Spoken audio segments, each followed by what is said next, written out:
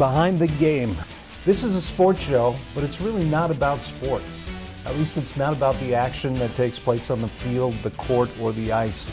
It's really about what happens behind the scenes and the influential people, the owners, the agents, the administrators, the promoters who help shape the way that we watch and enjoy sports.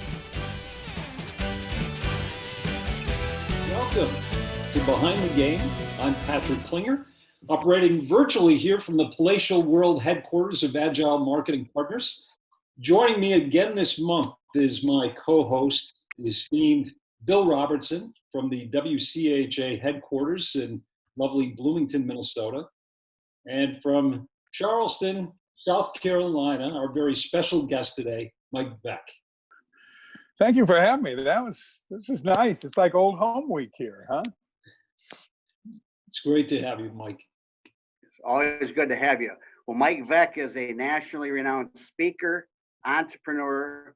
A lot of people don't know he's a college professor. He's a philanthropist, marketing, promotions, customer care expert, and owner of multiple minor league baseball teams. And he's had a storied career. So, Mike, we welcome you to Behind the Game. Thank you so much. Pleasure to be here. Awesome to have you. Let's get right into this. We have a lot of questions that will take a lot more than a half hour, but starting off with, so much has happened since we've spoken, and probably with you and Patrick as well. It's hard to really know where to begin, but let's ask you what's going on for you in the midst of all this, living in Charleston at the moment. Well, the thing that's been strange is for the first time in my life, whether or not you're a political animal, you recognize what not having leadership does, both in our country and in our game of baseball. So I find myself for the first time embarrassed at the squabbles that we're having at the major league level over money. I mean, it's just not necessary. I think about Paul McCartney standing next to Rudy Giuliani in Yankee Stadium when they reopened. And I was so proud to be involved in the game of baseball. And I don't feel the same way now. And it's something I've spent my entire life doing. So, Charleston keeps upping the stakes in terms of the coronavirus, because we didn't shut down in time. We didn't pay attention. We opened the beaches early, and 50 restaurants are closed, of which Bill and I have 2 of them, and we closed immediately. So it's just different strokes, but it's a strange time. Mike, you mentioned that you've been in the game for a long, long time. I mean, St. Paul Saints now, I think, have been around 27 years. When you started the team back in 1993 with Marv Goldklang and Bill Murray, could you have imagined that you'd still be here today, playing in a beautiful ballpark in Lower Town in St. Paul? Never in my wildest dreams. And I am a glass half full guy. I was optimistic. I thought it was a great area, needed some minor league baseball, but it's just astounding, and a tribute to the upper Midwest and the Twin Cities and the great baseball fans. Plus, if I'd gone busted, that would have been the end. I had every nickel bet on that. So it from my standpoint, it had to work. Marv always likes to say, "Oh, I figured I'd be around for 3 or 4 years," but I didn't have that luxury. It had to work. Well, it certainly has. Yeah, it's very simple. People are amazed. What does amaze me, and you and Billy Rob know better than anybody, but we decided, because the Twins were 8 miles away, playing then in the Metrodome, playing the best baseball in the world, Major League Baseball, we could never come in and say St. Paul Saints, great baseball. We just came in and said fun is good. And the part of me that is so astounded, Patrick, is the fact that right now, when we reopen, fun is good is going to be much more meaningful than it ever has. And I just can't, it's hard for me to fathom Mm.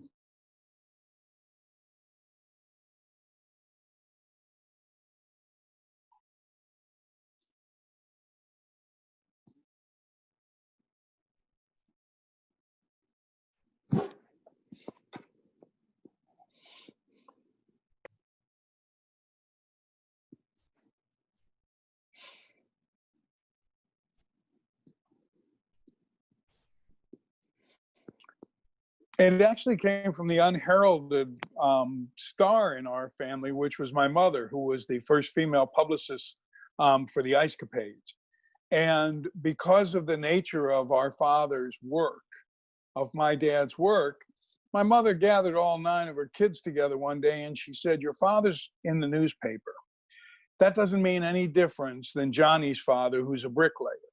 And you never mention it. And you just go about your business. You can be proud of your father at home, but out on the street, you just don't acknowledge it." And I thought that was so, wise. And, when you're from a big family, a big, raucous, loud Catholic family, you better be self-effacing or they teach you very quickly. So I probably have to thank my 8 siblings for that too. The Saints and all of your teams are known for incredibly creative promotions, cutting edge promotions that oftentimes deal with current affairs. How do you and your staff go about developing those promotions? The first thing you do is you put out a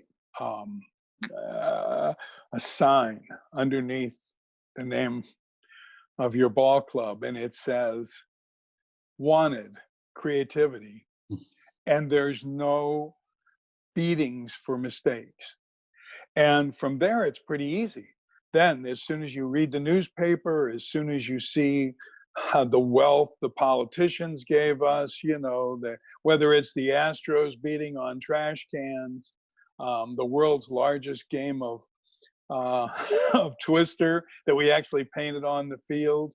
There are any number of ideas, but it's very democratic process. Somebody has the germ of an idea, and from there, it develops, and everyone contributes. And it's very much like intellectual improv. There is no such thing as a bad idea, and you're not allowed to say, anything except "and." You're not allowed to say "but," and stop the conversation. And when you've had as many drastic failures as I have, it'd be hypocritical to run an operation where you say to somebody, "Don't do that again." I heard enough of that from ESPN after Disco Demolition to last a lifetime. They still owe me as far as I'm concerned. Mike, for the last 4 months, sports has been essentially shut down by the COVID-19 pandemic. How do you expect the fan experience to be different when the game comes back? And if anybody I know in the sports world, you'd be the one I'd want to ask, because I'm not sure how it's going to return, what it's going to look like. And maybe no one knows for sure, but you might have the best sense for how it will really change. Well, I think this is going to personalize in a way we haven't been used to for a long time. Every year I wrote 800 thank you notes to our season ticket customers, and that was made light of by many people. You should be doing something more important. I can't think of anything more important than communicating. So throughout this time, we've spent all our time communicating with our season tickets and our sponsors. So I think there's going to be a real change in that department. I think relationship marketing is going to become good relationship marketing, and relationship marketing is going to go away. I think there'll be restrictions on seating for a while. One of the reasons I wanted the Saints so desperately to play this year was I was hoping clubs would come from all over the country to see what worked. We're going to make mistakes. We're going to make a lot of mistakes. We're going to get some things right. But I've always felt that the American Association, and the Saints in particular, kind of hung their hat on creativity. And Lord knows this is a time to do it. And I think it's more than taking people's temperature or testing constantly. I also think it's time to build trust. And I think if I were a major league organization, for example, right now, I would look at the landscape and say, look at all these minor league people available. I'm going to go get them. And if I were Major League Baseball, I would make a vow to stock their teams in the front office with all of the people that they're putting out of work with this contraction. All the ones that are worthy. I'm not suggesting that, it's like any industry. And why, you say? Because these are people that you can afford who work for a sport that they love. Nobody works 18-hour days in minor league baseball for the money. They do it for the experience, for the ability to be accessible to the fans. And those are the people that can help bring baseball back specifically in a huge way. I mean, we're down to 7% African American on the field. When I started in this game, we were 27%. I'm sure, Patrick, you remember when, and Billy Rob, you too, when you could build a club around a nucleus of 3 or 4 African Americans, but never more than 3.5% in the stands. Now's a huge opportunity, also to market to a group that's largely been forgotten. Not that we haven't tried.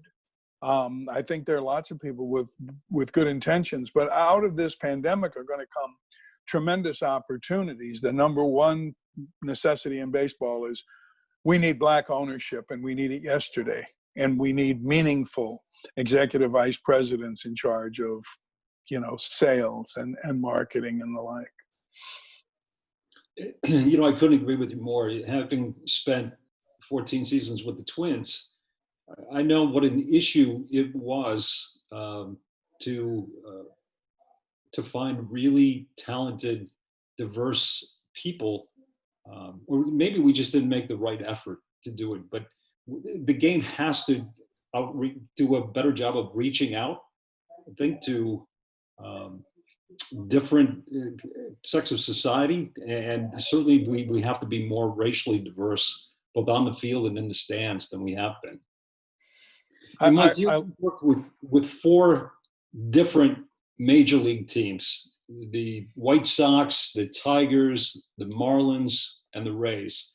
But your real success has always come from the minor leagues. What has been the biggest difference that you've experienced between your time in the minors and the time in the bigs?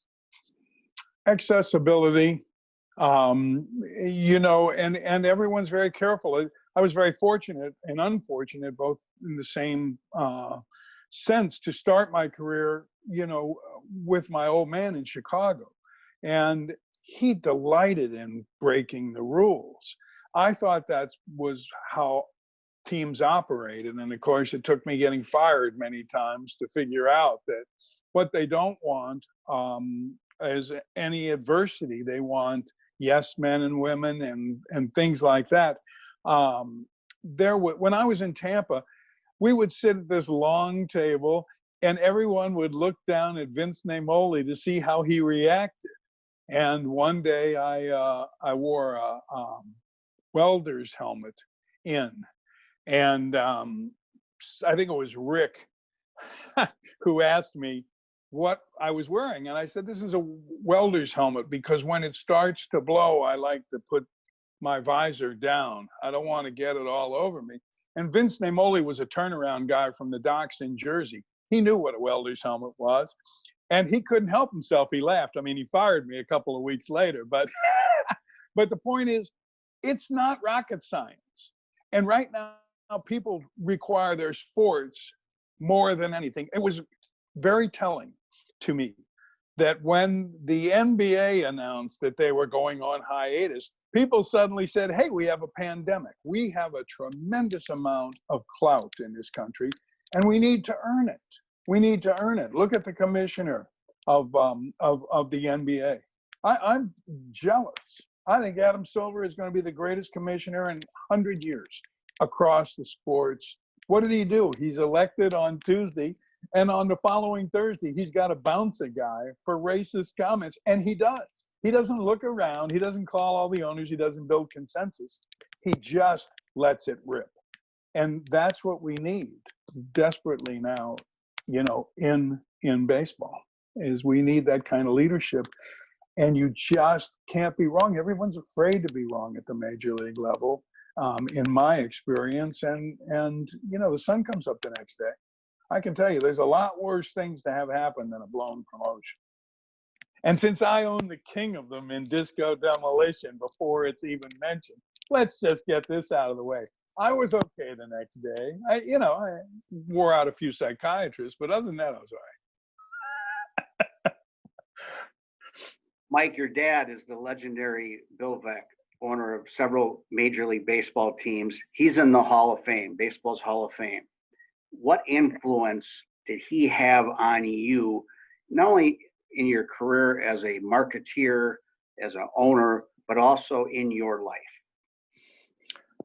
My dad was the least judgmental person I ever met until I met my wife, Libby. My father's great ability in life was he didn't care if you were honorable and you kept your word and you were a decent human being. He absolutely was interested in everyone else.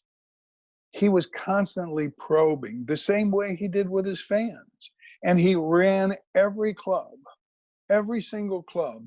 The Indians drew 2.6 million. And that's not really true because there were 800,000 women and children during promotional dates that weren't counted because he didn't want to pay that quarter tax. So the 48 Indians drew 3.4. How did they do that? Because people had a relationship with my old man. And he was inquisitive, interested in other people. The proudest moment of my life when he was inducted, the first 9 rows were empty. But the cheap seats were overflowing because the fans knew that one of their own had gotten in. He never added them. They weren't an afterthought to him. Every decision he ever made was made first and foremost for his guests, what they were most comfortable in, how he could make the experience better. And that was just the kind of guy he was. And he was a better father than he was an operator. And he was a pretty darn good operator. I sound like his son, don't I?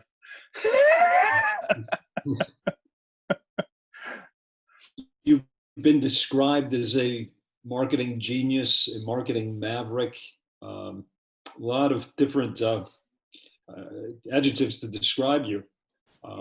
But you've also had some well-documented failures, and you mentioned Disco Demolition Night, right? What have you learned from some of the failures that you've had in your career? There are only 2 things, and I'm talking to 2 guys who know this better than anybody. I'm very proud of the fact that Isla Borders was the first woman to pitch professionally for the Saints in an all-male league. I'm very proud of that. But you can stand there and say that all night long. People don't want to hear that. We invented skyboxes on the South Side. My father was terribly opposed to that. Never occurred to us that Joe Robbie would turn around and build a stadium on the back of leveraging, selling 100 boxes. But you don't learn anything from successes. I mean, it's fun and it's really nice, and you get to go out to a saloon afterwards and people, buy you a round of drinks. But everybody loves you when it's okay. But you learn everything. You learn what you're made of. You learn what your teammates are made of when you have some real trouble. And one of the things recently that I learned about this was, years ago we did a pillow fight after the game. It was a rousing failure. We had people who had had beer and they were waiting to clock their father-in-law after 9 innings of drinking, and it seemed like it was just a terrible idea. And Sierra Bailey, 4 years ago, who I think is one of the best marketing minds in sports, she said to me, you just got that all wrong. And I said, I beg to differ with you on this one, Sierra. What could I possibly have done that would have prevented? She goes, you should have done it in the third inning in the stands. Stopped me dead in my tracks. We did it probably, arguably, one of the most successful promotions that we had at CHS. So when you fail, there's a little smidgen of a good idea in there, and it takes other people. This is a team sport.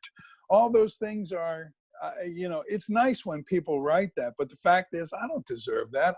What I do deserve is an award for assembling some of the finest crews in baseball, and that I am proud of. Because I got more people who have never agreed with me after 27 years. I mean, Derek Scherer is hands down the best general manager across the board in minor league baseball. We've agreed on 4 or 5 things that I can recall over the course of that time. They're not afraid to go, you're just not right. And I love people who are obstreperous, they can do it, not be rude. I mean, we don't have fist fights, although, Dave Eccles and I have come close, but it's good to be passionate. So it's hire great people, stay out of their way. And when they fail, remember that you did too. And you say to them, hey, I know what that's like. They make great after dinner stories. People love failure as long as it's not their own.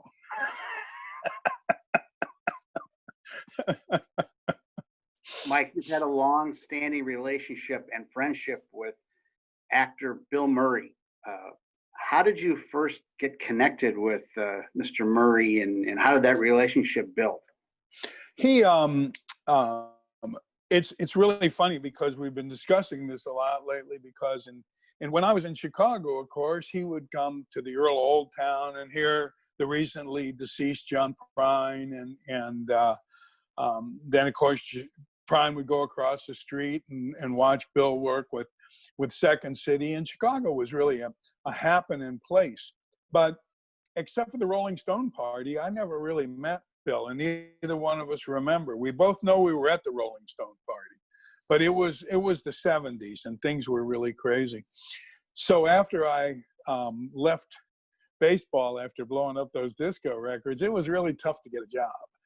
Radio stations offered me jobs, and soccer, because they like riots, they in small amounts, but I couldn't get a job. And Bill and Marv bought the Miami Miracle, and they called me up. And of course, Bill said, "Are you done pouting yet?" I'm like, I don't know. I've had 10 years to practice this routine, and they hired me when nobody else would, and I've never forgotten that. And for the last 8 or 10 years, Bill's lived in Charleston. And I believe that's why he's been this iconic, multi-generational talent, because Charleston prides itself on having a lot of celebrities, in quotes, come and visit. Bill doesn't have an agent. He doesn't, he's not surrounded by an entourage. He's very accessible. And so there's 3 generations of people who say now we're Murray fans. And I love, people think we're the most boring. We love the same music. We drive around and listen to music and talk about non-sports events because there's nothing to talk about, his beloved Cubs and my White Sox. So it's a relationship based in guys who are the same age and who really just love this game of baseball, and more importantly, life. And he's absolutely the best famous person I've ever met. He takes time for everybody. He's a real professional. I mean, he works hard at his trade. I've seen him watch the same movie 3 times and point out different things all the time. He's a real student of film, and he has a great idea right now. His idea that I'm going to hog credit for is he called me up yesterday and he said, we ought to have a gigantic dance party. That's what people need. It's hard to hate when you're dancing. And I kept thinking about it and kept thinking about it. I called the mayor and I said, can we open this ballpark and have a dance party? He goes, not yet. I said, well, think on it a little while. Maybe this is something that people can social distance. Nobody wants to be anywhere near me because I can't.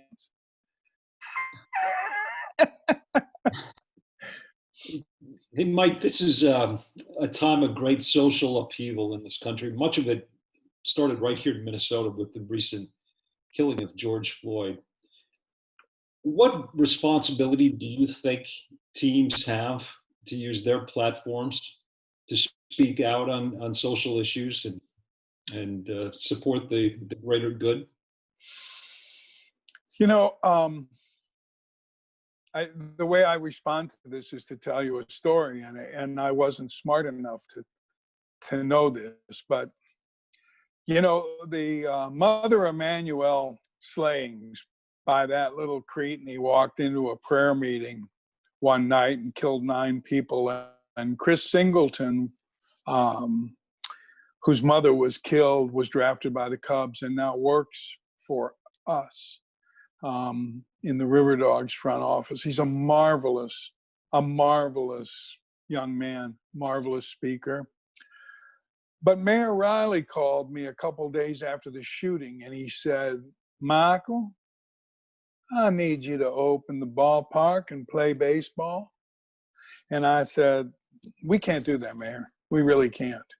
I said, I'm not going to have Anderson Cooper and Don Lemon and all those guys, in town and watching us play a ball game. It's disrespectful. And he said to me, "Your histrionics are disrespectful. I'm not asking to have any of the promotional shenanigans you do. I'm just asking you to play a game of baseball so we have somewhere to go to heal." It was powerful. And we opened on Friday night at 5,000, which is exactly what we seat. And that's basically what people did. The only people who got hurt that night were people who were busy hugging and didn't watch foul balls come in. It really was a remarkable situation. And, years ago when my old man signed Larry Doby, he whitewashes it a lot.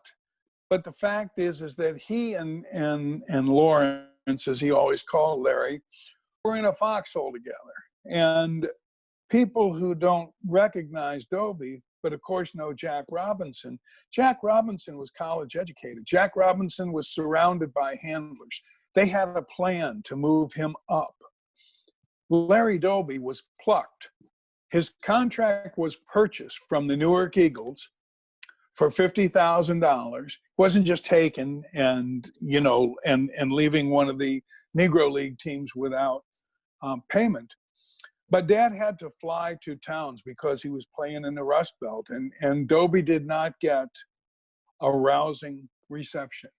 And amazingly, if you didn't shake hands with Doby, I don't know how this happened, but if you didn't shake hands with Doby, you weren't on the roster a couple of weeks later. I don't know who did that. Maybe it was Lou Boudreau. But however that happened, that's what we all need to do right now. The social upheaval, that's what I'm so terribly disappointed in our sport. Because here we had a chance to step right in to the spotlight and say, we know what to do. And instead, we're squabbling about money. And this whole thing is passing us by. We came up with a plan that I presented to the commissioner's office when I was with the Tigers. And basically, I fell in with a very smart guy at the Citadel who was a statistics expert. And we came up with a plan for 3 years to interview households, African-American households, starting in grade school, not starting in high school, starting in grade school, because that's when you start to pick your favorite sport. And there was a way to implement it across the nation, $3 million for a 3-year program. The schools would have been delighted. And except for Dave Dombrowski, who I think ought to be commissioner, nobody paid any attention. Because we can't say to a kid in high school who's already, the die is cast. He's looking at this going, hey, I'm going to play some round ball, or I'm going to play football because I can get a great education. And baseball, you have the cost of spikes, you've got the cost of a glove, and you need just, you got geographical limitations in cities. So you need a real effort, and it won't bear any fruit for a year and a half, except that you'll know that you're doing the right thing. I think this is a huge opportunity now for us to reset. And like I said earlier, they knew there was a pandemic when the NBA told them. So that's how important what we all do and have done is. Hey, Mike, unfortunately, we've come to the end of the show, and I've got about 20 more questions I'd like to ask you, because you're one of the most fascinating people I've ever met in sports, and frankly, one of the most fascinating people I've met out of sports. And I know Billy feels the same way. But we've come to the end of the show, and really want to thank you for making time today to be on Behind the Game.